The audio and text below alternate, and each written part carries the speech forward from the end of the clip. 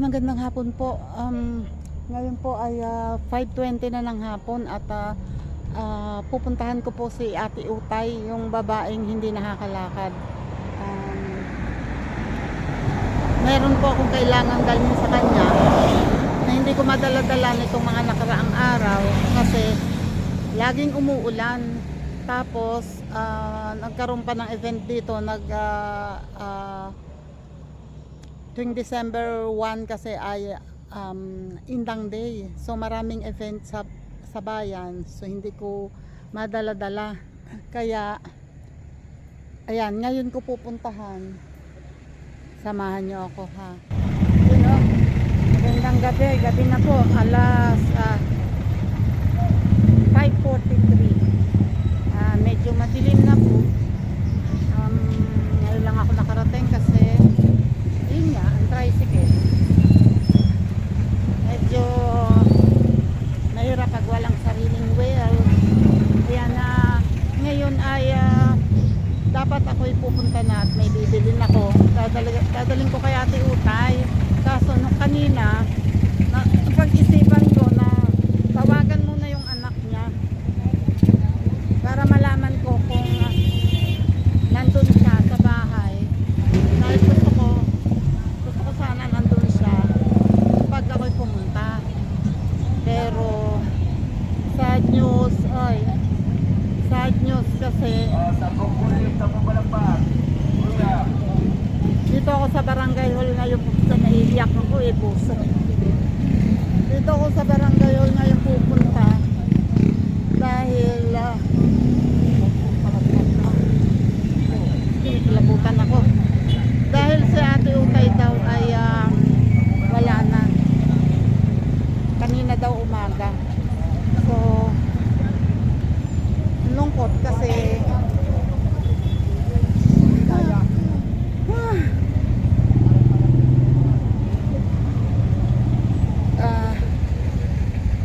pinipilit ko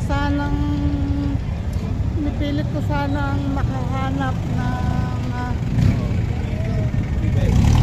ng sponsor pa sana sa kanya para makaranas siya ng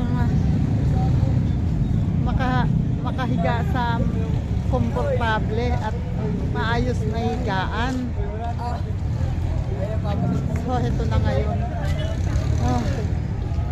Bigat sa dibdib. Wait muna. Malapit na ako dito sa barangay hall. At eto, nakikita ko meron niyang tent. Pinili ko nang pumunta na hindi muna magdala ng kahit na ano. Dahil sa ngayon, gusto kong malaman kung ano ba yung kailangan nila talaga.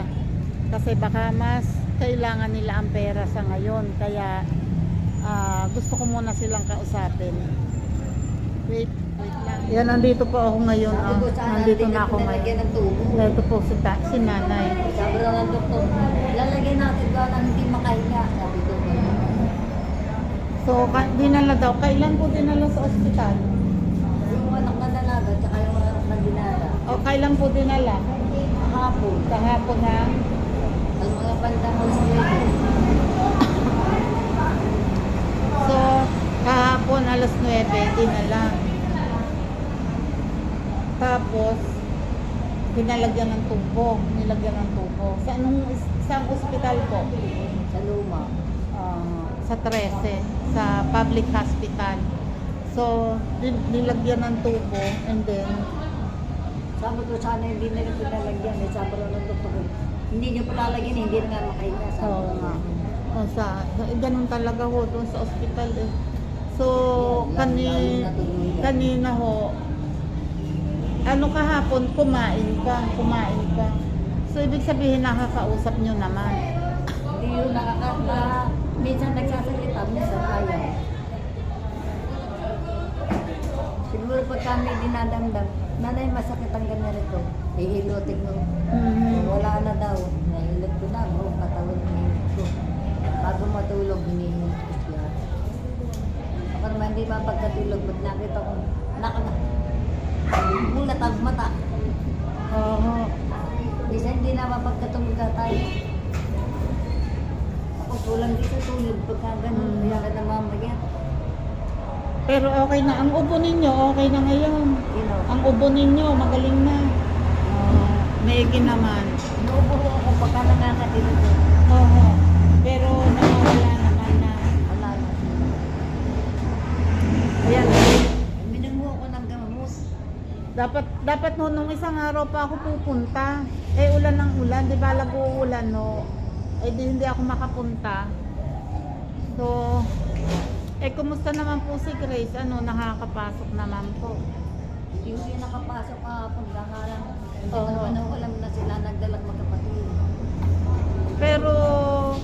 Pero kumusta po ang pag ano ni Grace? Nag-aaral po naman siya. Nag-aaral naman. Eh sa bagay, Saka po yung batang lalaki nga po namin. napasok din. Grade 4. Grade 4. Magpapasok at pasok ang grade 5. Sabi ko kay Grace, 40 high school ko na sa isang pasukan, magtapos ka.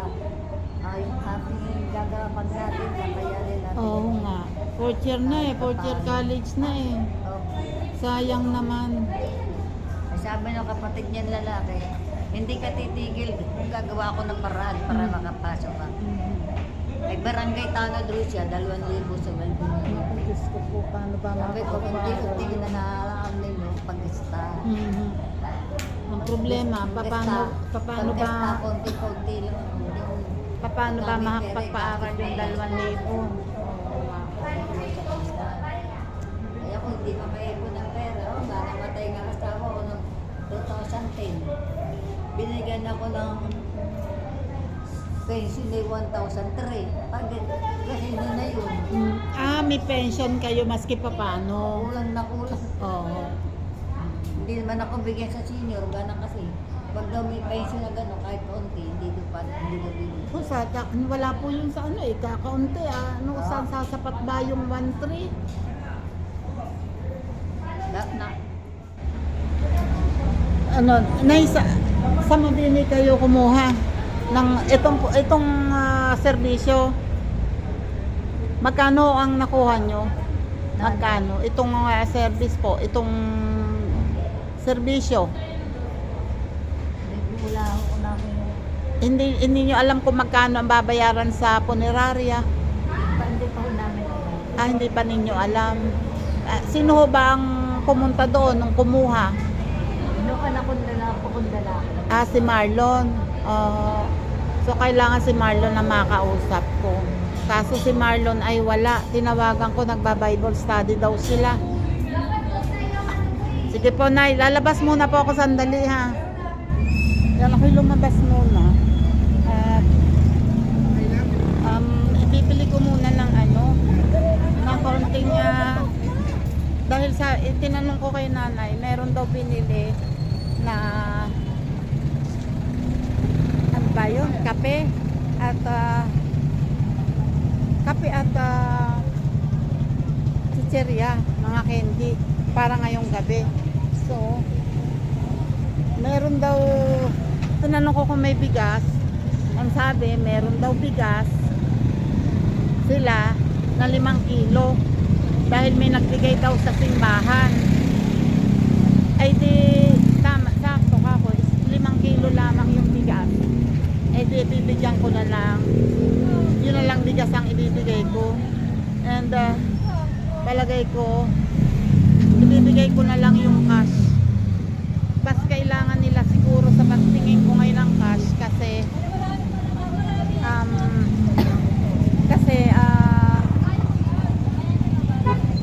sila nakakalam kung ano ang kailangan nilang bilhin. And isa pa, may nakausap ako doon, parang meron yatang naging utang sa ospital. So titingnan ko mamaya kung ano. Bibili muna ako ng bigas. Teka nga. Okay.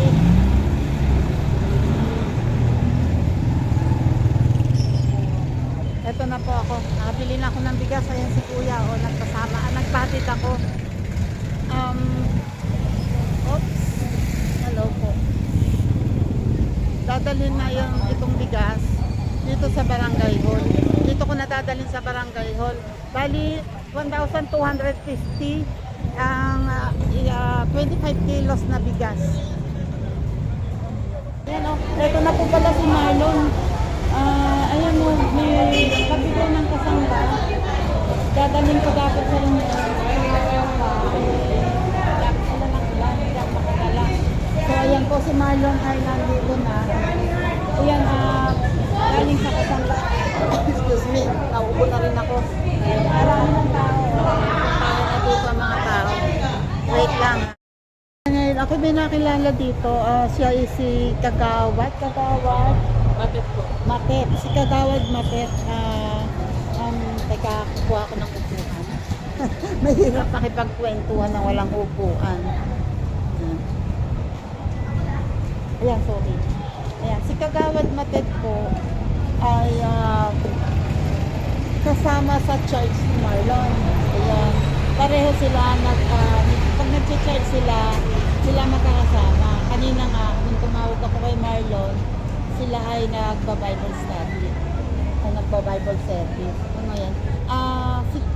Si Kagawad din ang kasama ni Marlon noong dalhin sa ospital. Ayun. So, ano po yung dinala niyo po sa ospital? Bakit niyo po pala dinala? Bale, nahirapan po siyang huminga. Nahihirapan huminga. Ayun. Pero, pagdating doon, wala. Anong may findings po ba? Wala po. Wala. Wala po Hindi po. na. Bale, ang nangyari po kasi, nagpa-laboratory po siya, CT scan, lahat po ginawa sa kanya para makita yung saan nanggagaling. Kaya lang po, ang problema, talagang hirap na hirap na po siyang huminga. Kaya, nag-suggest na po ang hospital na tubuhan siya. Ay, tinubuhan. Tinubuhan po talaga siya. Oo. Kaya na po, ayaw po ni na Marlon. Mhm. Kaya lang, naaawa na rin po at talagang Hirap na hirap po na. yung hininga niya. Oo. So, saang ospital po? Sa JM po. Sa JM. Public po. Public. Pero, ibig sabihin, pag public, wala kayong binayaran. Meron po. Kasi may mabayad po yung tulad ng mga pharmacy, mga Ay, yung CT scan, mga, X-ray, lahat po ng may bayad mga sa din. kanya. Saka po yung gamot na nilagay sa tubo. Oo. Yun po yung malaki. So, Bakit po ng 12,000 yun kung walang sa baba yung bali ang total po. ay, hindi pala libre yun sa ospital? Hindi po. Oh. Siguro libre lang po yung doktor. Oo. Bed na Oo. ER.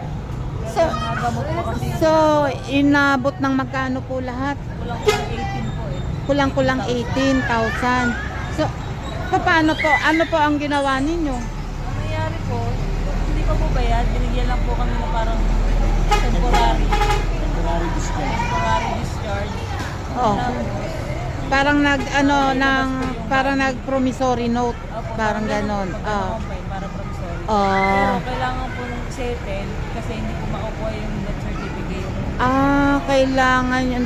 So, magkano pa po ang balance doon? Bali wala pa po kasi settle kasi si Marlon.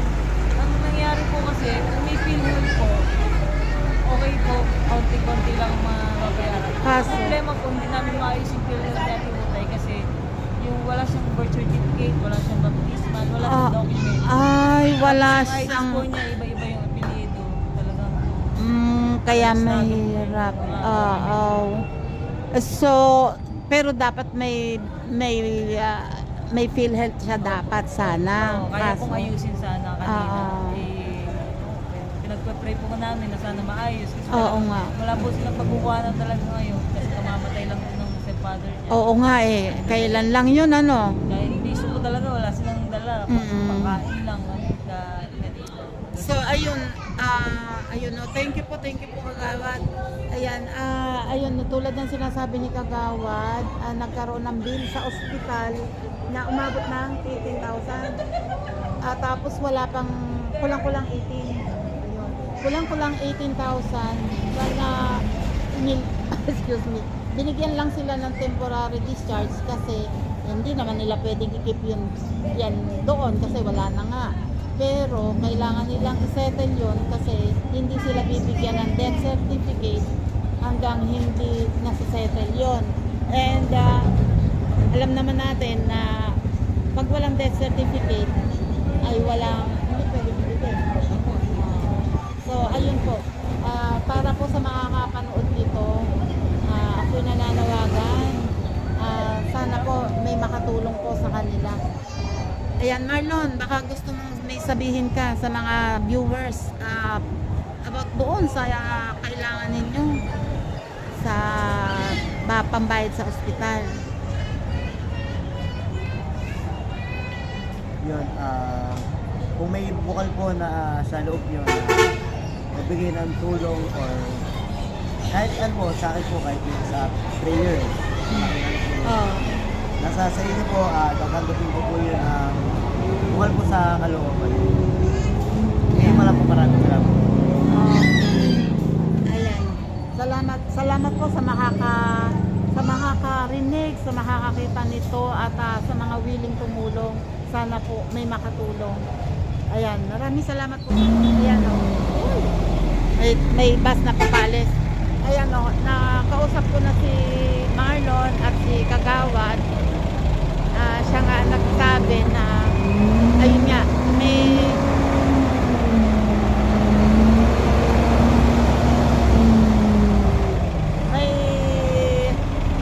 naging bayarin sa ospital na kaya lang sila pinalabas dahil wala na nga, hindi naman nila pwedeng ikip ng matagal. So pinalabas sila, binigyan sila ng parang promissory note, pero hindi nila pwedeng hindi babayaran dahil hindi ibibigay sa kanila ang death certificate pag wala noon. Kaya ayun, subukan kong bumalik bukas.